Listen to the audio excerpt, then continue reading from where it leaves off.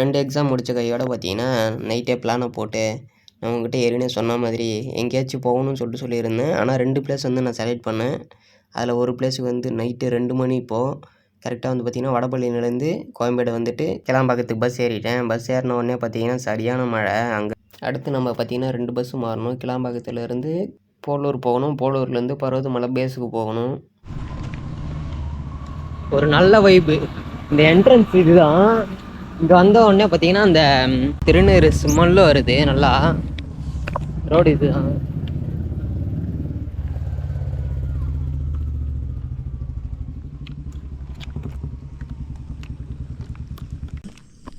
தார் ரோடு தான். ஆனால் 3 கிலோமீட்டர் போகணுமா. ஆனால் சரியான டைமிங்க. ஏன்னா கரெக்டாக வந்து பார்த்தீங்கன்னா ரூமில் இருந்து கிளம்பி கோயம்பேடு வந்தேன்னா, கோயம்பேடு வந்த உடனே வந்து பார்த்திங்கன்னா பஸ் வந்துருச்சு. இது கிளாம்பாக்கம் வந்துட்டு அங்கே வந்தேன். அங்கே வந்த உடனே பார்த்திங்கன்னா போலூருக்கும் பஸ்ஸு கிடச்சிருச்சு. கண்டினியூஸாக நான் தண்ணி கேன் வாங்கலாம்னு நினச்சேன். ஏன்னா தண்ணி வாங்கிட்டு போக சொன்னாங்க. அது கூட வாங்கலை. சரியாக இருந்துச்சு டைமு. அங்கே வந்தோடனே போலூர் வந்தேன், செங்கம் பஸ் வந்துருச்சு. அப்படியே டேரெக்டாக வந்துட்டேன்.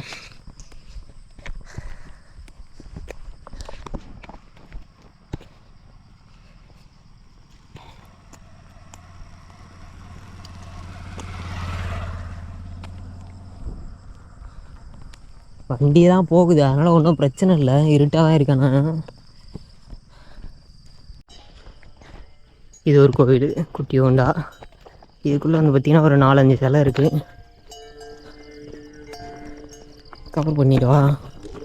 டைம் ஆகிடுச்சு. நான் காட்டிக்கிறேன்.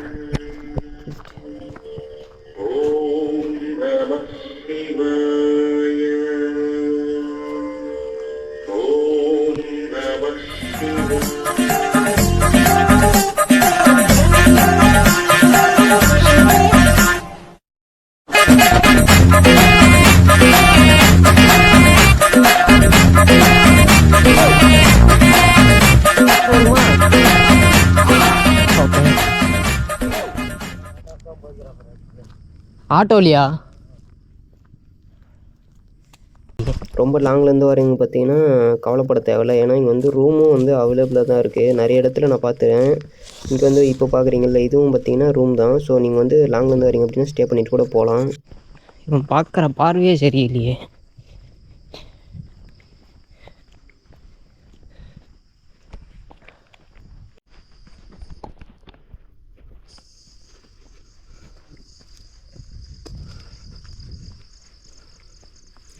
ஒரு வழி ஃபுல்லாக வந்து பார்த்திங்கன்னா சின்ன சின்னதாக ஏதாவது ஒரு சிவன் டெம்பிளாக இல்லைன்னா அம்மன் கோயில் அந்த மாதிரி தான் இருக்குது.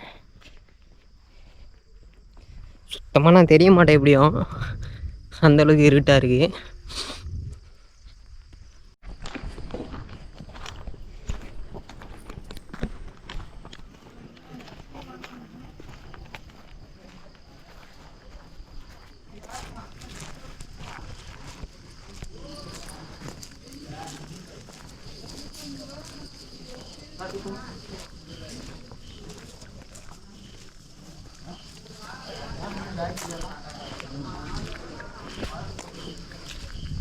ஆனால் எங்கே தெரியவே தெரியாது.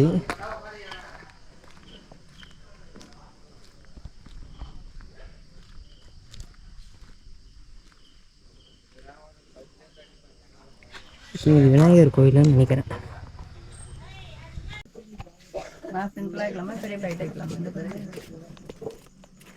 இந்த மாதிரி இருந்தாலும் ஓகே.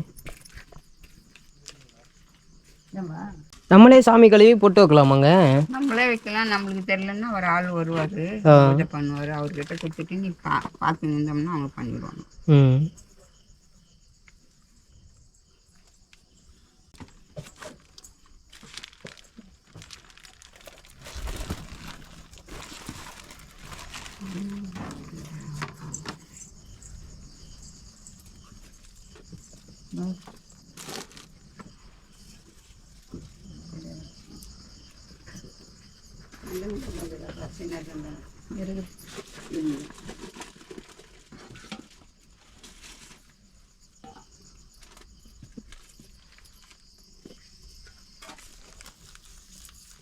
இந்த மாலை எவ்வளோக்கா?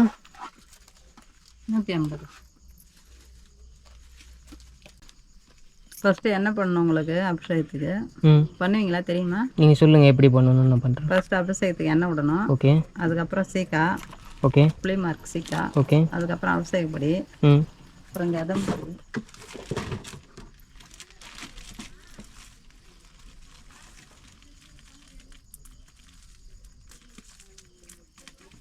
அதுக்கப்புறம் கதம் பொடி.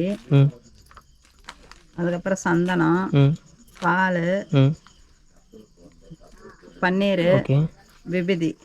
சிவனுக்கு பண்ணுறது இந்த அபிஷேகம். ஓகே. இது சிம்பிளாக. இது என்னது? ஜவ்வாது இதில் மிஸ்ஸிங் இது சரி. வாசம். ஓகே. இது கதம் பொடி, கரமப்பொடின்னு வாங்க இது. ஓகே ஓகே ஓகே ஓகேக்கா. 3, 4, 5, 6, 7 7 அபிஷேகம் வச்சுருக்குறோம். நம்ம எத்தனை வேணாலும் பண்ணலாம். 5, 7, 9 எத்தனை வேணாலும் பண்ணலாம். இப்போதைக்கு உங்களுக்கு 7 கொடுத்துருக்கேன். போதுங்களா? Okay okay.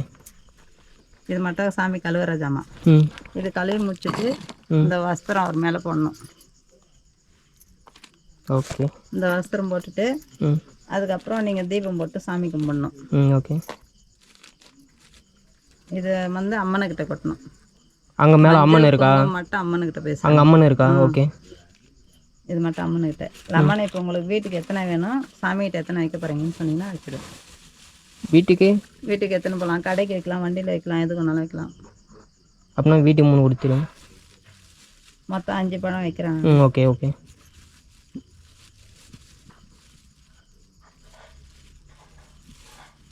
அஞ்சு வைக்கிறேன். ஒரு பழம் சாமிகிட்ட வச்சுருங்க. உங்களுக்கு 4 பழம் 3 பழம் வீட்டுக்கு வச்சுருங்க. ஓகே. ஒரு பழம் சோளத்தில் கொடுத்துருங்க. எல்லாம் கட் பண்ணி இதுக்கு அபிஷேகத்தில் விடலாம். ஒரு பழம். சரி. ஓகே. பேக்கில் வச்சுக்கிறீங்களா? கவர் போடலாம். ஜிபே வச்சுருக்கீங்களா? ஓகே. இது கவரில் போட்டு கொடுத்துருங்க.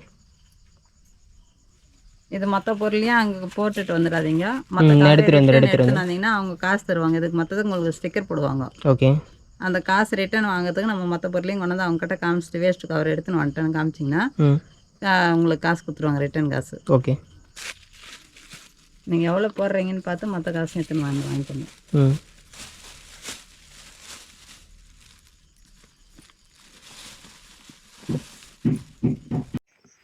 அவ்வளோ கஷ்டப்பட்டு இங்கே வந்து கேமராவை பிடிங்கிக்கிட்டாங்க. கேமரா வந்து உள்ளே வந்து அலோடு இல்லையா. நான் பாக்கெட்டில் வச்சுருந்தேன். சரி, அவங்க சொன்னாங்க ஃபஸ்ட்டு சொன்னாங்க கேமராலாம் அலோடு இல்லை அப்படின்னு சொல்லி, கேமரா வச்சுருந்தா கொடுத்துரு அப்படின்ட்டு. நான் வந்து கேமரா இல்லைலாம் சொல்லலை, ஆனால் வச்சுட்டு இருந்தேன். பேக்கெல்லாம் ஃபுல்லாக செக் பண்ணி முடிச்சுட்டு கவருக்கு வந்து பார்த்திங்கன்னா ஸ்டிக்கர் ஒட்டி தராங்க. அந்த கவர் வந்து ரிட்டர்ன் எடுத்துகிட்டு வரணுமா. அதுக்கு வந்து ஒரு ஸ்டிக்கருக்கு 10 ரூபா. மொத்தம் 14 ஸ்டிக்கர் வந்துச்சு. வந்து 140 ரூபா கொடுத்தேன். அதை 14ஐயும் ரிட்டர்ன் எடுத்துகிட்டு வந்து கொடுத்தேன் அப்படின்னா 140 ரூபா தருவாங்க. 10 ரூபா வந்து என்ட்ரி சார்ஜு நமக்கு. கடைசியில் கேமராவை கண்டுபிடிச்சிட்டாங்க. கண்டுபிடிச்சிட்டு நீ கேமரா வந்து எடுத்துகிட்டு போகக்கூடாது, அலோடு இல்லை, நீங்கள் எங்கேயாச்சும் கடையில் கொடுத்துட்டு போயிடு, ரிட்டன் வரும்போது வாங்கிக்க அப்படி சொல்லிட்டு சொன்னாங்க. நான் அந்த அர்ச்சனை இதெல்லாம் வாங்கினேன்ல, அந்த கடையிலே வந்து பார்த்திங்கன்னா அந்த அக்காக்கிட்டே மறுபடியும் கொடுத்துட்டு ஃபோன் நம்பரும் அட்ரஸ்ஸு பேர் அதை மட்டும் எழுதி கொடுத்துட்டு வந்துட்டேன்.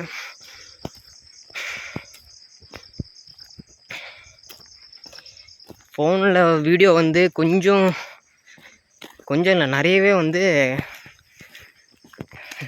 நல்லாலாம் தான் இருக்கும், வேறு வழி இல்லை.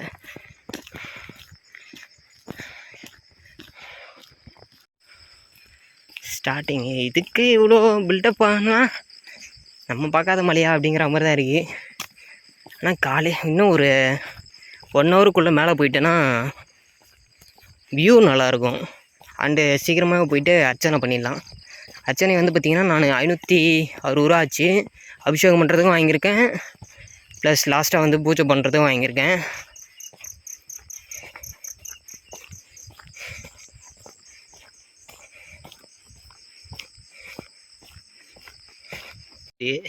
ஆனால் எப்படி இது வருங்க, கீழே இருட்டாக கிடக்கு, அதுக்கு எதுக்கு அந்த லைட்டு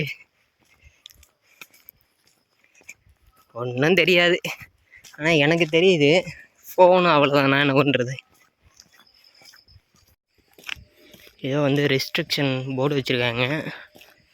ஐ திங்க் வனவிலங்குகள் வேட்டையாடுவது அதன் இறைச்சியை விற்பனை செய்வது.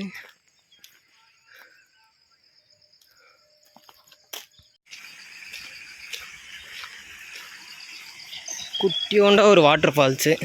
இதை நான் வரும்போது காட்டுறேன். இப்போ போகும்போது சுத்தமாக எதுவுமே தெரியாது. மேக்ஸிமம் வந்து இந்த ஷூ நனையக்கூடாது. ஷூ அப்படியே இப்படி ஷிஃப்ட் ஆகி வந்துடும்.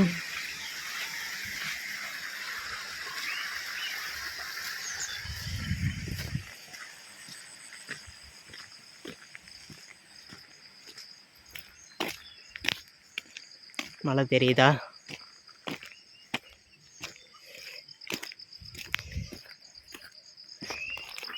மெயினாக வந்து பார்த்திங்கன்னா இப்போ ஃபேண்ட்டு போட்டு வந்திருக்கேன். அது மட்டும் வந்து சேஞ்ச் பண்ணணும்.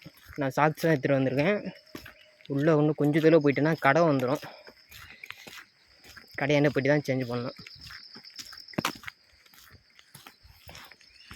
எங்கே போனாலும் பார்த்திங்கன்னா இந்த மாதிரி ஒரு விஷயம் மட்டும் பார்த்துக்கிட்டே இருக்கலாம். இது வர வழி இந்த இடத்துல இந்த மாதிரி கல் அடுக்குனா என்ன நடக்கும்னு எனக்கு ஒன்றும் புரியல சுத்தமாக. அடுக்கடுக்காக அடிக்க வச்சுருக்காங்க. அந்த மாதிரி அடுக்குனா வீடு கட்டுவோமா? வீடு கட்டணும்னு சொல்லிட்டு அந்த மாதிரி அடிக்க வைக்கிறாங்களா, இல்லை வேறு ஏதாச்சும் அடிக்க வைக்கிறாங்கன்னு தெரியல. ஆனால் அப்படியே சரி வீடு கட்டணும்னு அடுக்குனாலும் மலை கிட்ட கட்டலாம், இல்லை மலை மேலே கட்டலாம். போகிற வழி ரோட்டில் அடிக்க வச்சுருக்காங்க.